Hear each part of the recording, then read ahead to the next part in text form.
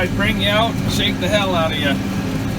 So right now I'm filling pivot tracks in. The one ahead of us, I'm gonna shout so maybe you'll be able to hear me. The one ahead of me doesn't look bad, but there's other parts that it's knee deep. So you can't tell on the edge of the field, I don't know if you can see it's a little darker, is I've gone and worked around so that I'm worked right up to the dry corners. So I went and did round and round on the outsides just so I could get trimmed up so that my pivot corners were straightened out.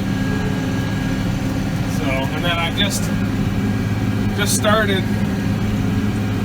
going around here. I worked and moved the pivot over, and then I worked the outside over there to make sure the pivot corners were squared away.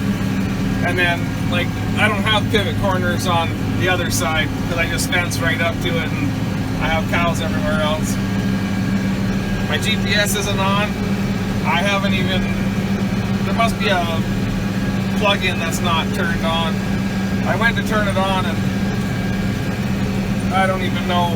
I flipped the switch, but I'm thinking it's not hooked up. But I put new batteries on. I might have forgot to put a wire on or something too. It's not really needing GPS at this point. So, you can see that's places I fed the green feed, and right there's a little alfalfa. But most of the green you see, of course here, this is the best part of the alfalfa we have, but most of the green that I've been able to see, like I said, this is truly the best part. Like, if it all looked just like that, you could get away with it one more year. But most of the green is dandelions. And then I haven't decided yet for sure. I'll probably end up working that cornfield all down, but regardless, the pivot tracks on there are really, really, really bad. Because on there, I just poured the water to it, and I've got pivot tracks that, like I said, some of these are knee deep, and I got lots of that that's at a minimum of knee deep. So I decided that I'm not going to hurt nothing by going right through and doing the cornfield too.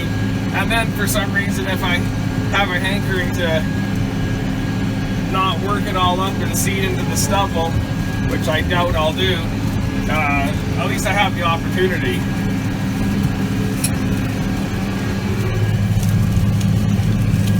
So you can tell this place got more water, and hay uses tons of water. But because this one was cut off and then nothing else grew, you can see the weeds are coming pretty good there. Then there shows some more moisture when you're working it. But a lot of guys have found that they thought they could go out and start working land and planting land, and there is a ton of people planting land. Like, they're going around the clock a lot of places. But I know I got one neighbor who's got 6 circles. Like, grain is just a secondary thing. Like, on a lot of irrigation, grain is just for rotation. It's not important. It's not a money crop by any means. So, well, I mean, I guess a lot of you guys down there, that's what winter wheat's for, is just to break up the rotation.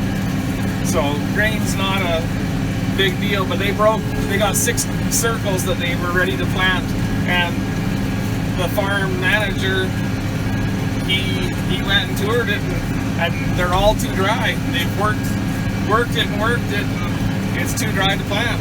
But they had everything ripped last fall, and then you dry out everywhere it's ripped. And that's the thing, is everywhere I disc now, I'm drying it out. So I would have been better to have broke the hay a week ago and ran another set of packers on the disc, and then just leave it alone until we get a rain or until I have irrigation water in a month.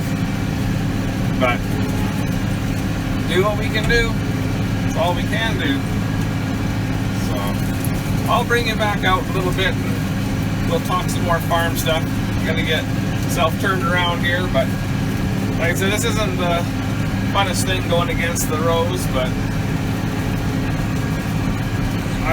when I was starting the hay, I'd hit those tracks, and holy cow, about hit my head through the window of the tractor. Now I guess I'll just leave you on. So this disc, of course now I'm bouncing all over, turn this way. So this disc, and I'm not going to show the disc because I can't hardly do anything anyhow with the rough it is. I just finished putting it back together. I had a whole bunch of bearings to do on it. I did 6 of the 8 bearings. They had to have bushings made because I couldn't get the bearings that were the right size, and for years they've always had a bushing, but then we were able to get bearings that you didn't need a bushing for. So, but this time we couldn't get them, and then we found out that the bearings that you didn't need the bushing for were $160 a piece, and the ones that the ones that you didn't need the bushing are $160 a piece, and the ones without the bushing are $40. So it was pretty easy to just go get the machine shop to make me some bushings. And I put them back together.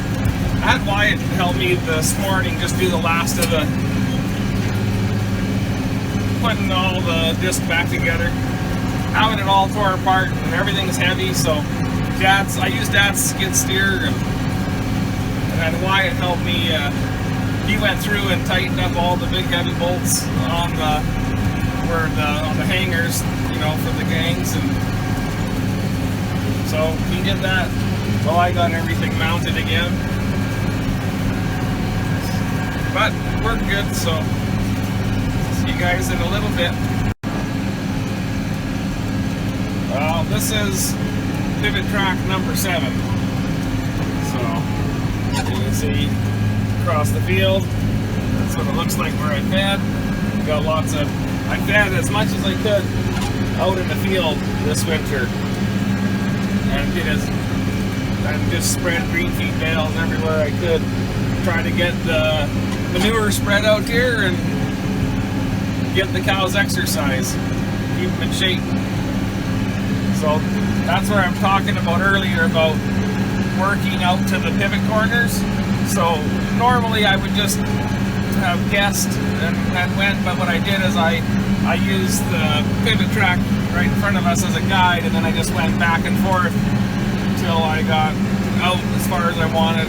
So what I think I've done now is the furthest the end gun will shoot, it'll probably, if it doesn't have any wind, it'll probably be 10 or 12 feet past where I've worked. But then when the days the wind is blowing, I'm not going to have total waste.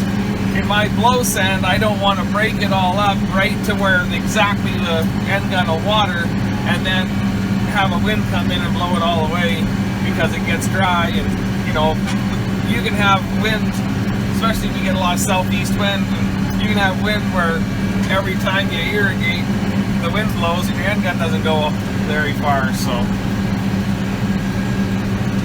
and the wettest part of the field is right here because this potato storage blocks the wind. And then you can see the lowland there, that's all grass, so then it came good, but everywhere else the alfalfa died. But like I said, I spared lots and lots and lots and lots of manure on it last summer because I was going to break it up anyways, so I don't feel bad that the alfalfa died. I wasn't counting on it anyway. But the disc is cutting her up. Like I said, it's not a big, heavy ripping disc where you have the big subsoilers in there. It's just a old-fashioned offset disc. There was a time they were pretty darn popular.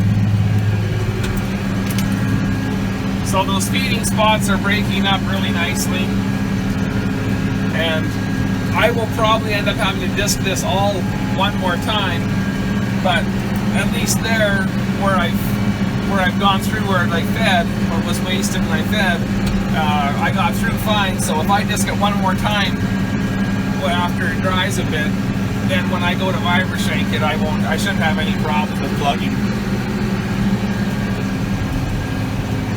There's a good little alfalfa spot where it is growing. Anyhow, I don't mind farming, but I'd rather work with the cows. My biggest problem with farming is that now that I've spent, I don't know, if I've spent 5 hours out here, is I'll be doing my chores in the dark, and after you spend months of being able to do chores in the daylight, it's always a pain. And then we've got to AI some cows tonight, some more purebreds.